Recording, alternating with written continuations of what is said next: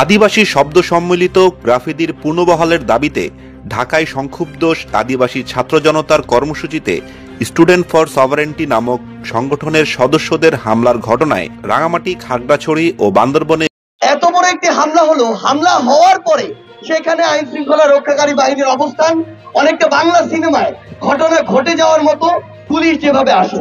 এরপরে এই বাংলাদেশের মাটিতে আমরা এমন অনাকাঙ্ক্ষিত ঘটনার মাধ্যমে এক ফোঁটাও রক্ত দিতে চাই না। আমরা এখন নতুন একটা বাংলাদেশ চাই, যেই বাংলাদেশের স্বপ্ন আমরা জুলাই অগস্টে দেখেছিলাম।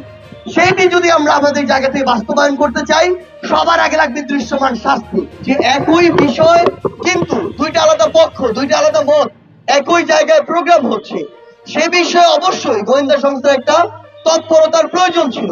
এই দুই অংশীদারের আমরা কোন রকম যে ধরনের ভূমিকা আমরা প্রত্যাশা করেছিলাম আমরা কোনোটাই পাইনি। এরপরে যেটি হলো, এই যে হামলাটি হলো, এত বড় একটি হামলা হলো। হামলা হওয়ার পরে সেখানে আইন শৃঙ্খলা রক্ষাকারী বাহিনীর অবস্থান অনেকটা বাংলা সিনেমায় ঘটনা ঘটে যাওয়ার মতো পুলিশ যেভাবে আসে। এখানে অন্তর্বর্তীকালীন সরকারের কিংবা স্বরাষ্ট্র মন্ত্রণালয়ের কিছু দায় নিতে হবে।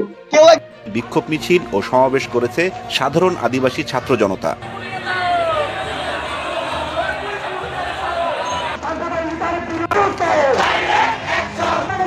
আজ বৃহস্পতিবার সকালে রাঙামাটি কুমার সুমিত রায় জিমনেশিয়াম প্রাঙ্গণ থেকে আদিবাসী ছাত্র জনতার ব্যানারে এক বিক্ষোভ মিছিল বের করা হয়। এছাড়াও দুপুরে খাগড়াছড়ি সরকারি কলেজ মাঠ থেকে একটি বিক্ষোভ মিছিল বের হয়ে শহরের প্রধান প্রধান সড়কগুলো প্রদক্ষিণ করে।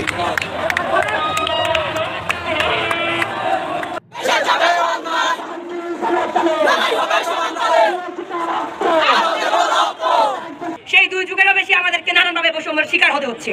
সমাবেশ থেকে বক্তারা বলেন, জাতীয় পাঠ্যপুস্তক থেকে আদিবাসী নাম মুছে ফেলার প্রতিবাদ ও পুনর্বহালের দাবিতে ঢাকায় বিভিন্ন বিশ্ববিদ্যালয়ে অধ্যয়নরত আদিবাসী ছাত্রদের উপর হামলার প্রতিবাদে রাস্তায় নেমেছে তারা।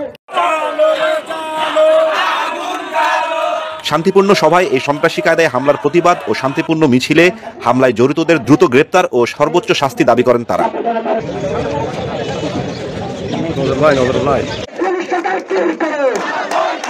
এদিকে রাঙামাটিতে সমাবেশ শেষে জেলা প্রশাসকের মাধ্যমে অন্তর্বর্তী সরকারের প্রধান উপদেষ্টা বরাবর 5 দফা দাবি নিয়ে স্মারকলিপি দেওয়া হয়।